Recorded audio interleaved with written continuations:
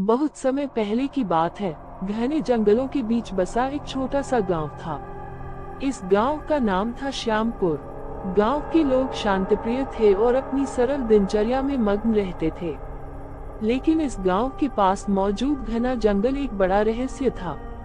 उस जंगल के बारे में कहा जाता था कि वहां जाने वाला कभी लौटकर नहीं आता। लोग उसे ब्रह्म का जंगल कहते थे। गांव में एक युवक रहता था जिसका नाम अर्जुन था। अर्जुन युवा, जिज्ञासु और साहसी था।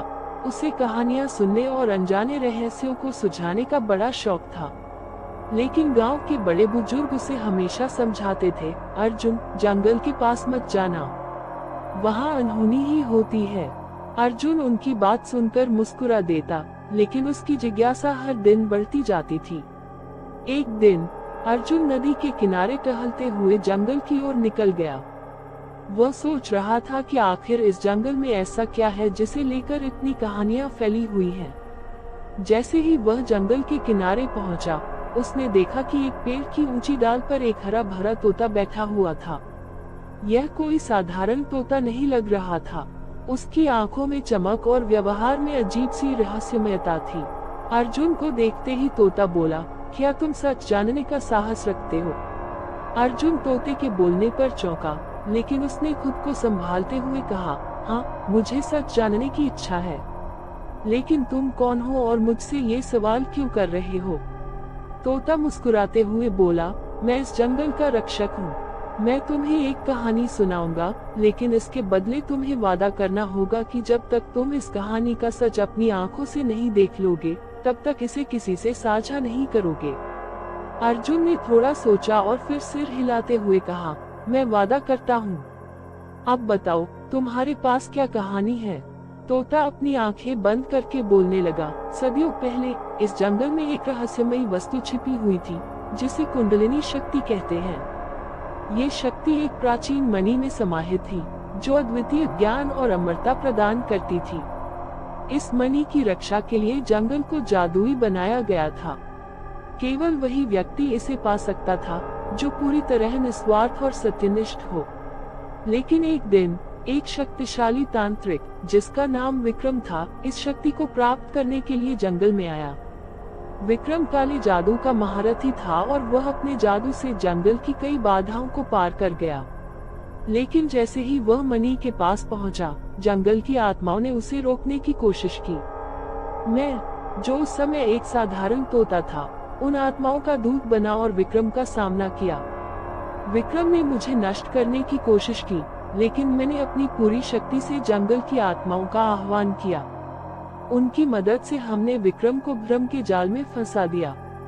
वह आज भी इस जंगल में भटक रहा है, मणि तक पहुंचने की कोशिश करता हुआ। लेकिन इस घटना के बाद जंगल ने मुझे भी मुक्त नहीं किया। मैं इस मणि का रक्षक बन गया और इस जंगल में कैद हो गया। अर्जुन तोते की बातों को सुनकर हैरान रह गया। उसने पूछा, तो क्या कोई इस मणि को प्राप्त कर सकता है?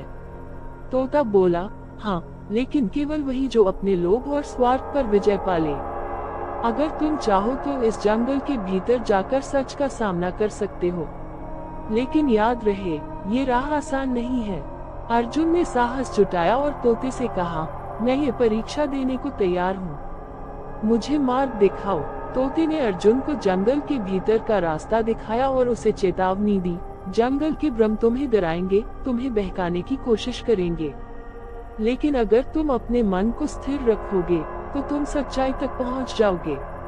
अर्जुन ने जंगल में प्रवेश किया।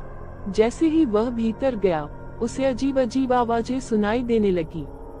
कभी उसे लगता कि कोई उसका नाम पुकार रहा है, तो कभी लगता कि पेड़ों की छायाएं उसे घूर रही हैं। एक बार तो उसे लगा कि कोई परछाई उसकी ओर दौड़ रही है, लेकिन उसने अपने डर को काबू में रखा। आगे बढ़ते हुए उसे एक तालाब मिला। तालाब का पानी क्रिस्टल जैसा साफ था और उसमें झांकने पर उसे एक सुंदर महल दिखाई दिया। एक आवाज आई, इस महल में अद्भुत खजाना है, बस इस तालाब में कूद जाओ।